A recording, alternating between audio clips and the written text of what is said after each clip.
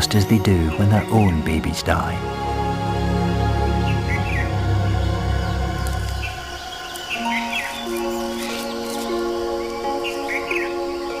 A calm and contemplative mood descends on the colony.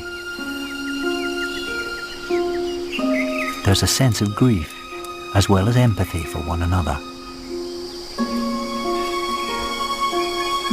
Quite accidentally, our spy creature is at the centre of something extraordinary, capturing emotions that have rarely been observed.